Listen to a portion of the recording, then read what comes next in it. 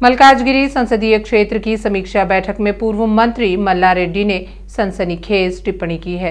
मल्ला रेड्डी ने कहा कि मल्काजगिरी निर्वाचन बीआरएस अड्डा है। मल्काजगिरी ने 7 विधानसभा क्षेत्रों में भारी बहुमत से जीत हासिल की है।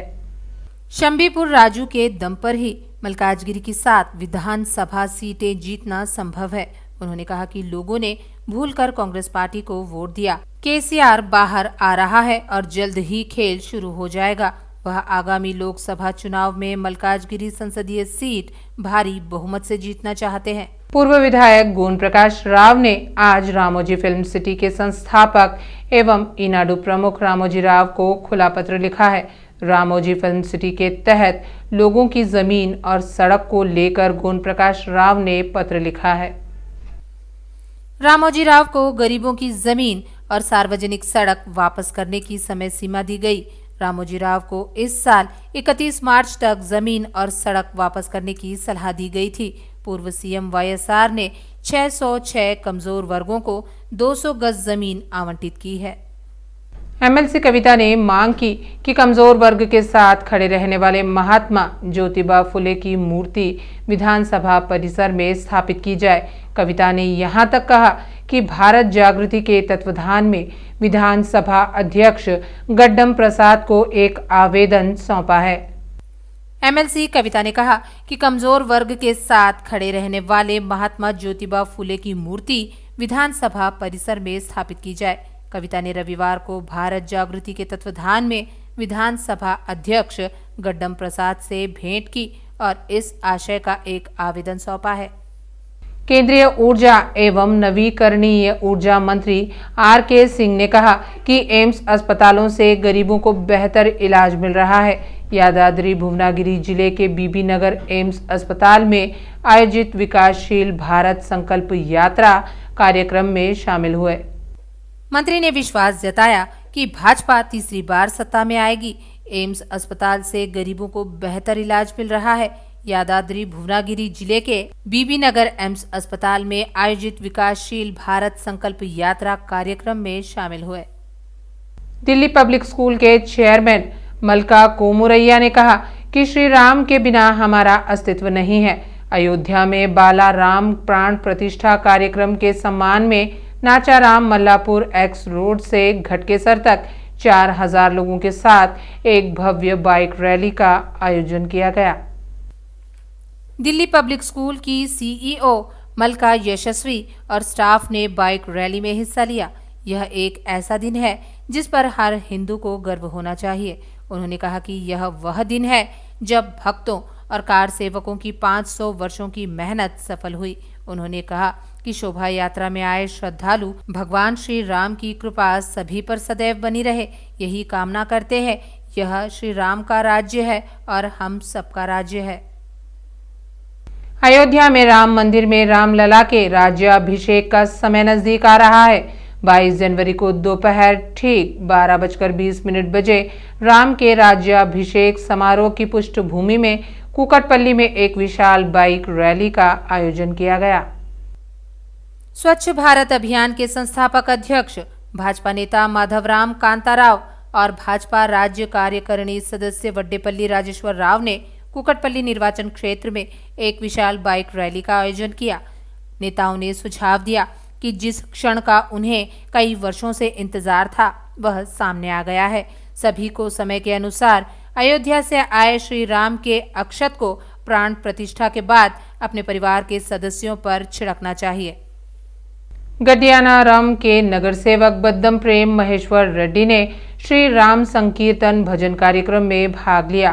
कल अयोध्या में दिव्य भव्य राम मंदिर की प्राण प्रतिष्ठा के अवसर पर सरगा नगर भजन मंडली के तत्वाधान में श्री राम संकीर्तन कार्यक्रम का आयोजन किया गया।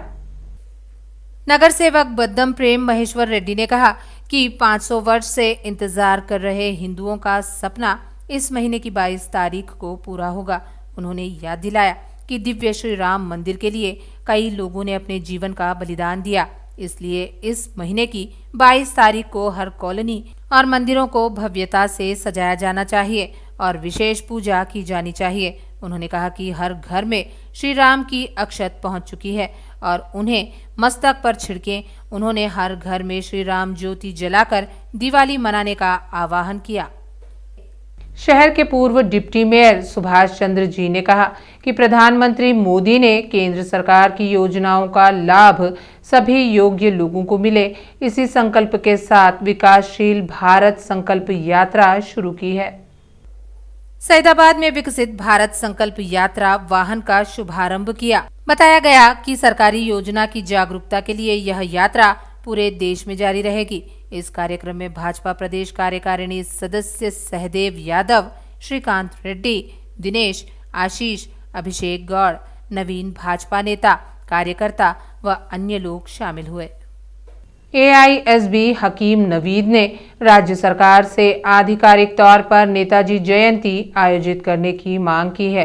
वे उस बलिदानी को बहुत महत्व देना चाहते हैं जिसने ईश्वर की स्वतंत्रता के लिए अथक संघर्ष किया। AISB के राज्य महासचिव हकीम नवीद ने मांग की है कि राज्य सरकार नेताजी सुभाष चंद्र बोस जयंती को आधिकारिक तौर पर आयोजित करे। उन्होंने कहा कि नेताजी सुभाष चंद्र बोस एक निस्वार्थ व्यक्ति थे जिन्होंने देश की आज़ादी के लिए अथक संघर्ष किया और देश की आज़ादी में प्रमुख भूमिका निभाई। उन्होंने कहा कि यह शर्म की बात है कि राज्य सरकार ने आधिकारिक तौर पर चंद्र बोस जयंती समारोह का आयोजन नहीं किया। नेताजी की जयंती भव्य रूप से मनाई जानी चाहिए। लड़कियों के सशक्तिकरण के लिए हैदराबाद के नेकलेस रोड पर आयोजित वॉक उत्साहपूर्वक संपन्न हुई। महिला सुरक्षा विंग CID की अतिरिक्त पुलिस महानिदेशक शिखा गोयल ने चाइल्ड राइट्स एंड यू संस्था के तत्वाधान में नेकलेस रोड स्थित मेट्रो स्टेशन से जल विहार तक पदयात्रा शुरू की। शिखा गोयल ने टिप्पणी की कि महिला सशक्तिकरण की बात दशकों से की जा रही है, लेकिन इसे पूरी तरह से लागू नहीं किया गया है। CID की अतिरिक्त पुलिस महानिदेशक शिखा गोयल ने चाइल्ड राइट्स एंड यू संस्था के तत्वाधान में नेकलेस रोड स्थित मेट्रो स्टेशन से जल विहार तक पदयात्रा में भाग लिया। इस दौरान स्थानीय लोग भी बड़ी संख्या में मौजूद थे। प्रतिभाशाली पेंटिंग कलाकारों को प्रोत्साहित करने के लिए हैदराबाद के मथुरा नगर स्थित ईश्वरैया आर्ट गैलरी में एक प्रदर्शनी का आयोजन किया गया। गैलरी के निदेशक संजय कुमार ने कहा कि दुनिया को उनके अंदर छुपे हुनर को जानना चाहिए। विभिन्न राज्यों के कलाकारों की पेंटिंग्स को प्रदर्शित किया गया। कार्यक्रम में रामेश्वरम से शशि रेखा मोहन राजू समेत कई लोग शामिल हुए। विभिन्न पृष्ठभूमियों के अनुभवी और प्रतिभाशाली चित्रकारों ने अपने विचारों और दृष्टिकोण के साथ एक फिल्म प्रदर्शनी का आयोजन किया। इस कार्यक्रम में अलग अलग राज्यों से आए कलाकारों ने हिस्सा लिया और शो का आयोजन किया।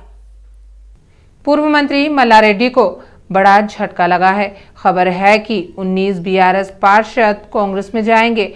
वर्तमान विधायक और पूर्व मंत्री मल्ला रेड्डी और पूर्व विधायक मलिपेड्डी सुधीर रेड्डी के बीच मतभेद सामने आए हैं। मालिपेड्डी सुधीर रेड्डी ने चुनाव से पहले BRS पार्टी से इस्तीफा दे दिया और कांग्रेस पार्टी में शामिल हो गए। अपने गृह निर्वाचन क्षेत्र मेडचल में जवाहर नगर नगर निगम के मेयर 19 असंतुष्ट नगर सेवकों ने मेकाला काव्या पर अविश्वास जताया।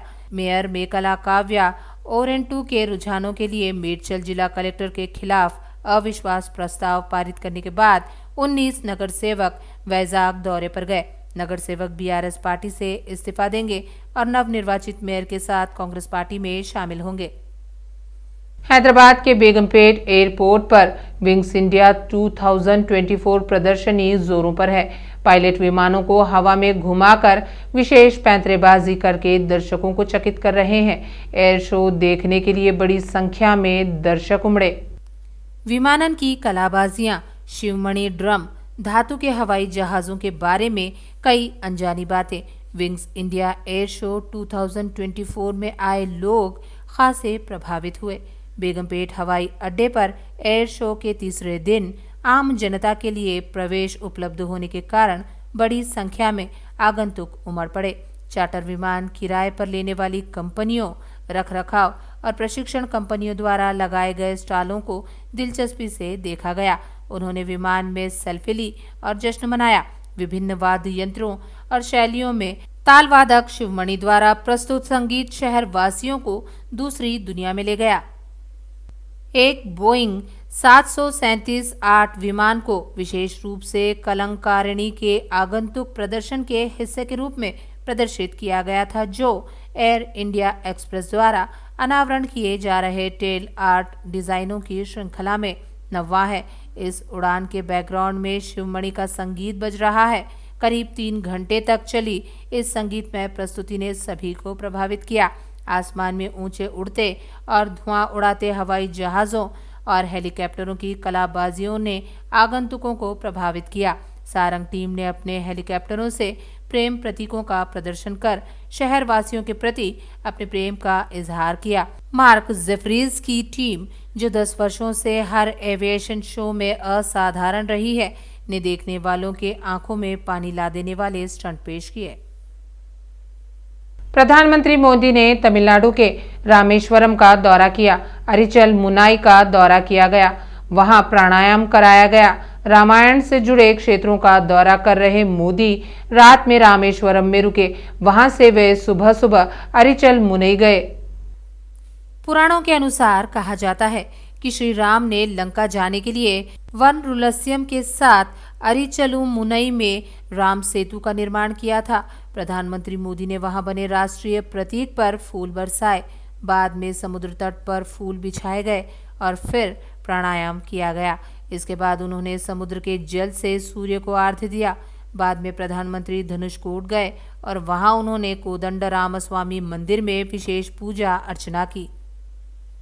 कांग्रेस नेता राहुल गांधी की भारत जोड़ो न्याय यात्रा असम में दूसरी किस्त है, जारी है। अरुणाचल प्रदेश में रात बिताने के बाद राहुल गांधी विश्वनाथ जिले के राजगढ़ में असम लौट आए, विभिन्न समुदायों से मुलाकात की और आगे की यात्रा की।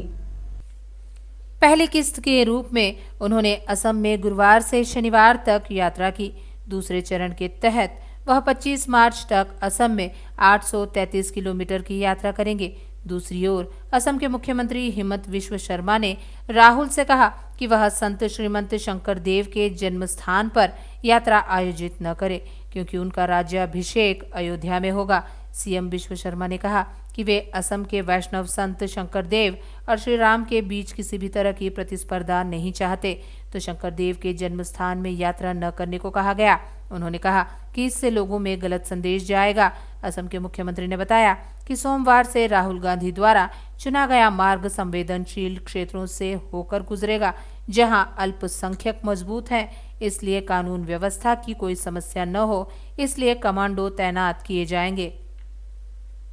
श्री राम की प्राण प्रतिष्ठा के लिए सारी तैयारियां हो रही हैं, तो अयोध्या सुरक्षा बलों के साए में चली गई है।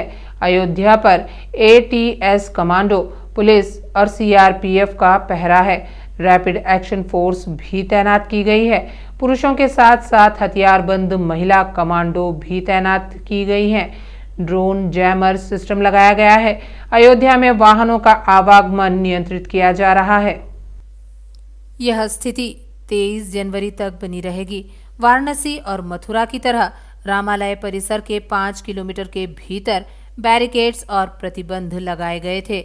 रविवार और सोमवार तक केवल प्राण प्रतिष्ठा में आने वाले अतिथियों के वाहनों, स्थानीय लोगों के वाहनों और अनुमति प्राप्त लोगों को ही अयोध्या में घूमने की अनुमति दी गई है। बाकी गाड़ियां अयोध्या के बाहर खड़ी हैं। अब तक अयोध्या की ओर जाने वाले 5 मार्गों पर विशेष जांच चौकियां स्थापित की गई हैं। अतिथियों ने अपने मोबाइल फोन से राम जन्मभूमि तीर्थ क्षेत्र ट्रस्ट द्वारा दिए गए लिंक के माध्यम से अयोध्या में प्रवेश के लिए पंजीकरण करने की भी व्यवस्था की है। मेहमानों को अंदर जाने की अनुमति तभी दी जाएगी जब वे उन्हें दिए गए प्रवेश पास पर विशेष रीडर कोड से मेल खाएंगे। क्यूआर कोड के साथ साथ आधार कार्ड भी अनिवार्य कर दिया गया है। प्रधानमंत्री मोदी समेत देशी विदेशी मेहमानों के आगमन को देखते हुए हाई अलर्ट घोषित किया गया है।